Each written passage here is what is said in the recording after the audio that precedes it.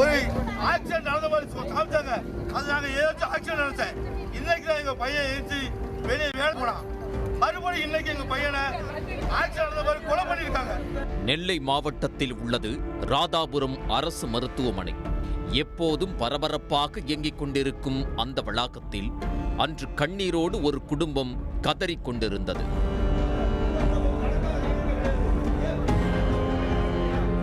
பிணவரையின் உள்ளே 27 வயதே ஆன இளைஞர் சடலமாக கிடந்ததுதான் இந்த சோகத்துக்கு காரணம்.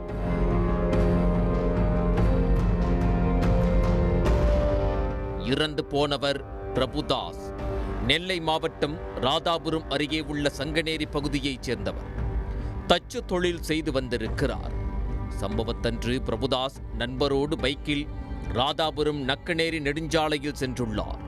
அப்போது எதிரே வந்த சொகுசு கார் ஒன்று பைக் மீது மோதி விபத்தை ஏற்படுத்தி உள்ளது. பிரபுதாசும் அவரது நண்பரும் இரத்த வெள்ளத்தில் மிதந்திருக்கிறார்கள்.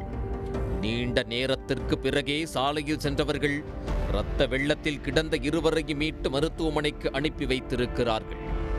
பிரபுதாஸ் ஏற்கனவே இறந்துவிட்டதாக மருத்துவர்கள் அறிவித்திருக்கிறார்கள்.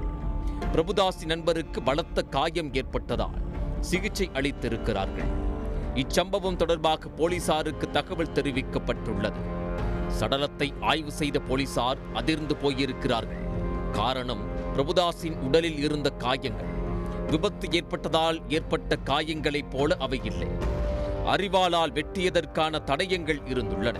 இதனால் விபத்தில் சிக்கி பிரபுதாஸ் இறந்திருக்க வாய்ப்பில்லை என போலீசார் முடிவு செய்திருந்தனர்.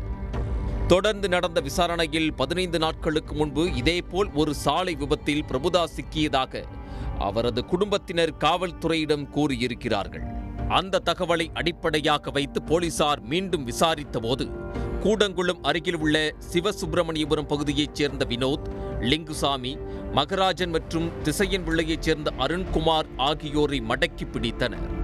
சந்தேகத்தின் பேரில் அவர்களிடம் விசாரணை நடத்திய போதுதான் பிரபுதாஸை அவர்கள் திட்டமிட்டு கொலை செய்து விபத்து போல சித்தரித்திருப்பது தெரிய வந்துள்ளது.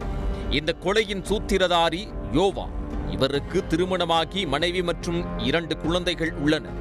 பிரபுதாஸின் உறவுக்கார பெண் ஒருவரோடு யோவானுக்கு பழக்கம் ஏற்பட்டதாக சொல்லப்படுகிறது. அந்த பெண்ணுக்கு திருமணமாகவில்லை. இதை அறிந்த பிரபுதாஸ் யோவானை பழக வேண்டாம் என கண்டித்ததாக கூறப்படுகிறது. இது யோவானுக்கு ஆத்திரத்தை ஏற்படுத்தி உள்ளது. பழக்கத்துக்கு தடையாக இருக்கும் பிரபுதாஸை தீர்த்து கட்ட முடிவு செய்திருக்கிறார். நண்பர்களோடு சேர்ந்து கொலை திட்டம் தீட்டிய யோவான் 15 நாட்களுக்கு முன்பே பிரபுதாஸ் மீது காரால் மோதி விபத்து ஏற்படுத்தி கொல்ல முயன்றுள்ளார். ஆனால் நல்வாய்ப்பாக பிரபுதாஸ் சிறு காயங்களோடு உயிர் பிழைத்திருக்கிறார். ஆனாலும் தனது கொலை திட்டத்தை கைவிடாத யோவான் 2வது முறையாக அதேபோல் மீண்டும் விபத்தை ஏற்படுத்தி உள்ளார். அப்போதும் பிரபுதாஸ் காயங்களோடு உயிர் தப்பியிருக்கிறார். இதை கவனித்த யோவானும் அவரது நண்பர்களும் அரிவாளால் அவரை வெட்டியிருக்கிறார்கள். பிரபுதாஸின் உடலிலிருந்து உயிர் பிரிந்ததை உறுதி செய்து கொண்ட பிறகே அந்த கொலை கும்பல் அங்கிருந்து தப்பிச் சென்றது விசாரணையில் தெரிய வந்துள்ளது.